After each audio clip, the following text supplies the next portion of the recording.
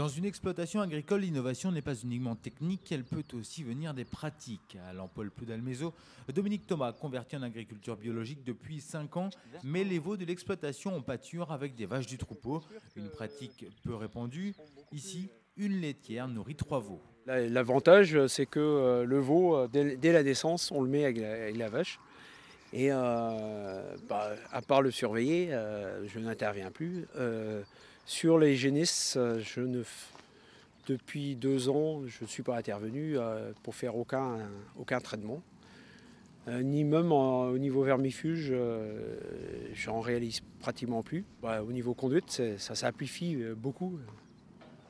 Depuis 9 ans, Dominique a progressivement diminué l'ensilage de maïs au profit de l'herbe pour nourrir son cheptel. Séchée et conservée dans son hangar, l'herbe conserve ainsi ses valeurs nutritives. L'innovation, c'est de pouvoir conserver de l'herbe avec beaucoup de trèfle à l'intérieur. Parce que jusqu'ici, ici, on ne peut faire que pour récolter un bon ensilage avec beaucoup de trèfle. On le fait uniquement en enrubanné ou en ensilage. Ici, on arrive à conserver toutes les feuilles. Et donc, on conserve aussi l'aspect fibre de la luzerne, surtout, qui est importante dans notre système. Donc, jusqu'à présent, ça, c'était pas possible avec les autres systèmes. Pour apporter les besoins nécessaires à ses vaches sans acheter de compléments alimentaires, Dominique a semé sur ses pâtures de l'herbe multi-espèces. Donc là, on est dans une parcelle d'herbe qui a été semée il y a un peu plus d'1 an. Donc c'est un mélange multi-espèces avec 3 ou 4 sortes de trèfles, 2 ou 3 graminées, et dans lesquelles j'ai rajouté aussi un peu de chicorée qui permet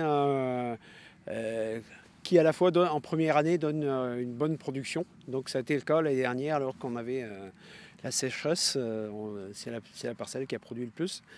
Et aussi c'est un fourrage qui est riche en minéraux et qui va chercher justement les minéraux en profondeur. Donc c'est une plante qui ne reste pas très longtemps, mais qui crée un gros pivot qui permet après aux autres espèces de profiter des racines une fois qu'elle disparaît. Donc les autres espèces peuvent aller chercher la nourriture un peu plus profondément en terre. En bio, Dominique recherche avant tout la robustesse du troupeau et sa résistance aux mammites ou encore aux boiteries inhérentes à certaines races de vaches. Il a donc commencé à croiser les espèces. Ces nouvelles vaches sont ainsi plus rustiques et endurantes. Le croisement va amener des animaux un peu plus petits, mais plus fertiles, qui ont des meilleures pattes aussi. Et aussi, dans le choix, ce sont des races adaptées au pâturage. Donc il y a ces animaux-là, comme ils n'ont pas de soucis de pattes et qu'ils ne sont pas trop lourds, ils vont facilement au champ et ils pâturent. Dans une logique de maîtrise des coûts de fonctionnement, Dominique a fait le choix d'adhérer à une CUMA, le réseau des coopératives d'utilisation de matériel agricole.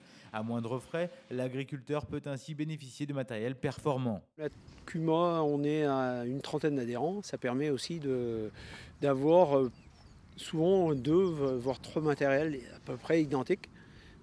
Ce qui fait que quand on a un souci sur un matériel, la plupart du temps, on peut quand même récupérer l'autre matériel.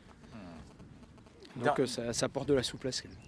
Ici, bio n'est pas synonyme d'archaïque. Au contraire, l'innovation sous toutes ses formes sert aussi l'agriculteur tout au long de l'année sur son exploitation.